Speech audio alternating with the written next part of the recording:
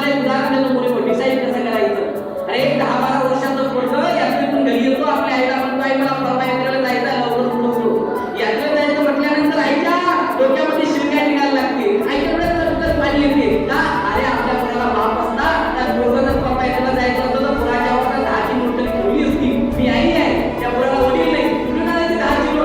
माऊली रात्रभर विचार करते, तिला झोप येत नाही पुरे हो. आणि दुसऱ्या दिवशी सकाळी 4 वाजता तिची नजर एका कोपऱ्याकडे वळते. कोपऱ्यामध्ये तिला एक हुरूपणं दिसते, हुरूपणं हाती घेते, शेतात जाते, दिवसभर हुरूपणं करते, हाताला भोपे येते, डोक्याला ऊन लागते, चलके लागते, डोक्यातनं घाम येते, दिवसभर काम करते, 20-25 रुपये कमावते. का? तो पोरगा पुढे यात्रेला जाणार आहे.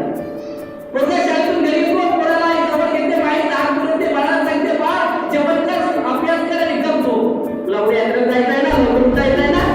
पोरगा म्हणतो, होय. तो दिवस निघतो, पूर्वी लक्षात ठेवा.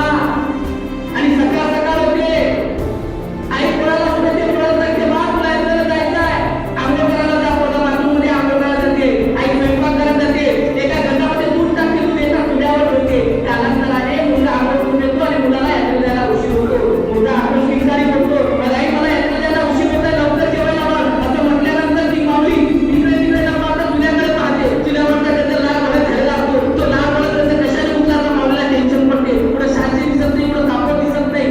परत मुलगा आपण शिकारी पडते, अरे किती उशीर करतो, मला यात्रेला जायला उशीर होतोय, लवकर जेवायला वाढ. माऊली इकडचा विचार करते, चुलीवरचा लाल भडक झालेला असेल तर आपल्या कोणी हातात देऊ शकते. अरे जसा कोणी हातात देऊ शकते, त्या लाल भडक गंधाची शिलक, त्या लाल भडक गंधाचे चटके आईच्या डोक्यात जायला लागते.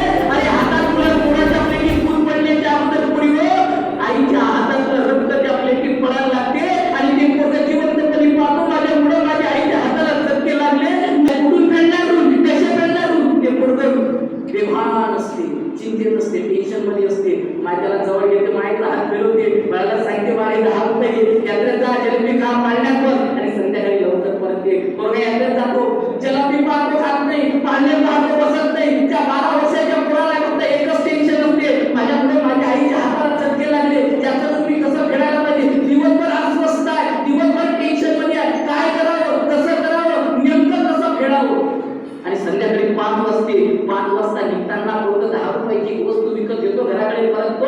आईला पोरगा येताना दिसतो, आई धावत जाते, पोराला गाडीवर घेते, त्याच्या पप्पे घेते, माईचा हात फिरवते, बाळाला विचारते, जमला असेल, घातला असेल, पाळण्यात बसला असेल, जलबी खाल्ली असतील, मला सांग माझ्यासाठी काय आणलं. पोरगं म्हणते, अगं आय आणि दम तर नाही नाही तू माझ्यासाठी काय आणलं. पोरगं म्हणते, आई आणि गोडे तर मीठ. आई गोडे मीठे. पोरगं पाठीमागची वस्तू काढतो, आईच्या हातावर ठेवतो. पोरा एक वाक्य बोलू, त्या वस्तूचा स्पर्श होता न होता त्या माऊलीच्या डोळ्यातून अश्रूच्या धारा व्हायला लागते आणि एकच वाक्य निघते, धन्य माझं पोट झालं, असं लेकरू जन्माले आलं. माहित आहे की काय होती वस्तू? एक सांशी. 12 वर्षाच्या पोराला आईच्या हाताच्या चटक्याची जाणीव होती काय हो. तर तुम्ही टपारे लेकरं या ठिकाणी बसले आहे, तुमच्या मायबापाला किती चटके बसत असेल, ते किती कष्ट करत असेल, ते किती घाम घालत असेल, तुमच्या बापाची बनेल पहा, तुमची परिस्थिती पहा, किती चटके